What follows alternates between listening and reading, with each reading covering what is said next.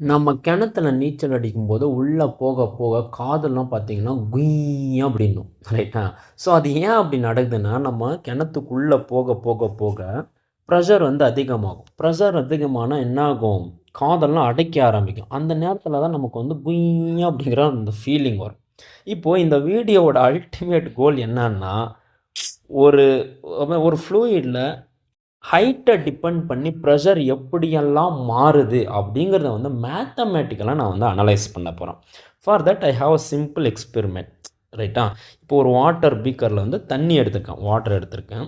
இதை அனலைஸ் பண்ணணும்னா முதல்ல வந்து அந்த வாட்டருக்குள்ளே ஒரு இமேஜினரியாக வாட்டர் சாம்பிளை வந்து நம்ம சூஸ் பண்ணணும். இந்த மாதிரி ரைட். இதோட அப்பர் பார்ட் வந்து ஏரியா 1ன்னு கன்சிடர் பண்ணிக்கலாம், லோவர் பார்ட் வந்து ஏரியா 2ன்னு என்னுடைய கன்வீனியன்ட்டுக்காக நான் சூஸ் பண்ணியிருக்கேன். அதோட ஹைட்டு பார்த்தோம்னா ஹெச்.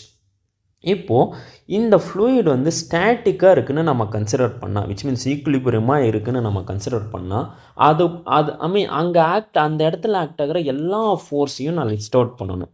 ஃபார் எக்ஸாம்பிள், மேலே இருந்து கீழே அந்த வாட்டர் சாம்பிளை தள்ளுற மாதிரி ஒரு ஃபோர்ஸ் கிரியேட் ஆகலாம். அதுக்கு பேர் F1ன்னு கொடுத்துருக்கேன். ரைட். அந்த ஃபோர்ஸுக்கு பேர் F1. அதுக்கு ஆப்போசிட்டாக இன்னொரு ஃபோர்ஸ் கிரியேட் ஆகலாம். அதுக்கு பேர் F2. நமக்கு தெரியும் ஃபண்டமெண்டலாக வெயிட், அதாவது கிராவிடேஷனல் ஃபோர்ஸ் எப்பயுமே டவுன்வர்ட் டைரெக்ஷனில் ஆக்ட் ஆகும். So gravitational force can act downward direction, which means அதோட வெயிட்னா mg. ரைட். இப்போது இந்த அப்பர் ஏரியா இருக்குது பார்த்தீங்களா, இந்த ஏரியாவினால் க்ரியேட் ஆகிற ப்ரெஷர் வந்து P1. லோவர் ஏரியாவினால் க்ரியேட் ஆகிற ப்ரெஷர் வந்து P2. ரைட். இப்போ நம்மளுடைய அல்டிமேட் எய்ம் என்னென்னா, இந்த லோவஸ்ட் ஏரியா இருக்குது பார்த்தீங்கன்னா, கீழே இருக்கிற அந்த ஏரியா, அந்த பாயிண்ட்டில் க்ரியேட் ஆகிற ப்ரெஷர் என்ன அப்படிங்கிறத தான் வந்து அனலைஸ் பண்ண போகிறோம். ஃபார் தட் நான் வந்து ஃப்ரீ பாடி டயக்ராம் போட்டேன். ரைட். அப்போர்ட் டைரெக்ஷன் ஒரே ஒரு ஃபோர்ஸ் தான் ஆக்ட் ஆகுது, that's called F2. Downward direction F1ம் Wவும் வந்து க்ரியேட் ஆகுது. இதை மேத்தமெட்டிக்கலாக ஈக்குவேட் பண்ணலாமா? So upward force is equal to downward force. upward force என்னென்ன இருக்குது, ஒன்று தான் இருக்குது, என்னது, F2 is equal to downward force என்ன இருக்குது, F1 plus weight இருக்குது. இந்த F1 இந்த பக்கம் கொண்டு வந்துடுவோமா, weight is equal to F2 minus F1ன்னு எழுதலாமா? என்னில் இந்த F1 இந்த பக்கம் கொண்டு வந்திருக்கேன். இப்போது இதை வந்து ஏரியாவால் டிவைட் பண்ணலாம். Divide by area. ஏன் ஏரியாவால் டிவைட் பண்ணுறோன்னு நான் சொல்கிறேன். W is equal to Wவை கரெக்டாக பண்ணலாமா, weight is equal to weight by ஏரியாவால் டிவைட் பண்ணுறேன், is equal to F2 divided by area minus F1 divided by area. இது A to A1 ரெண்டுமே சேம் ஏரியாங்கிறதுனால A to A1 நான் போடல.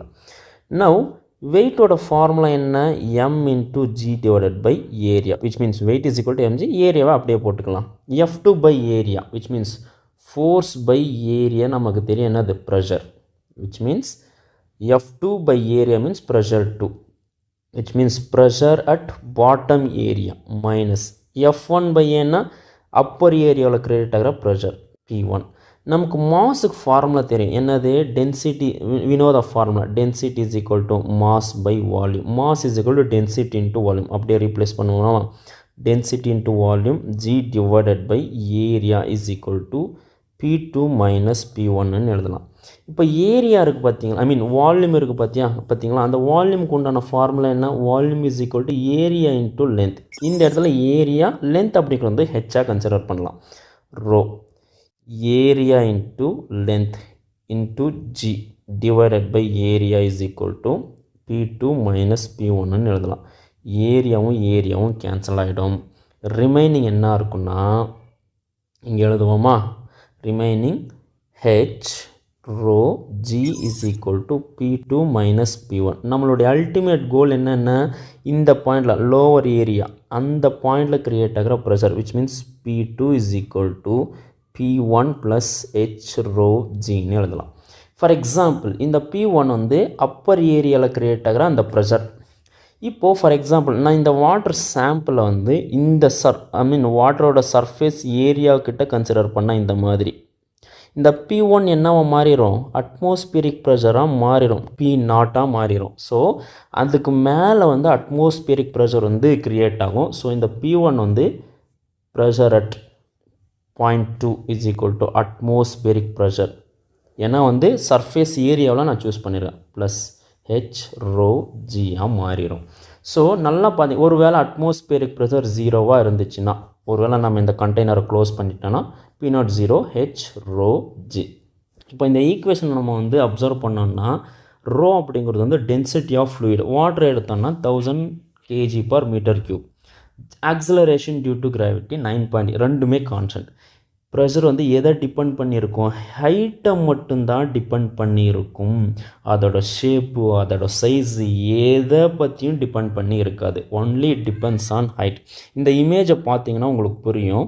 3 காலம் கொடுத்துருக்கான், different shapes, right, and size. Height வந்து சேமாக இருக்குது. ஸோ ப்ரெஷர் அட், இது வந்து ABCன்னு வச்சுப்போம். இதோட ப்ரெஷர் எல்லா எல்லா ஷேப்லேயும் சேமாக தான் இருக்கும். ஏன்னா ஹைட்டு சேமாக இருந்துச்சுன்னா pressure same இருக்கும், which means it is not depending upon shape and size of the beaker. It depends on only height. Thank you. If you like this video, please share and subscribe.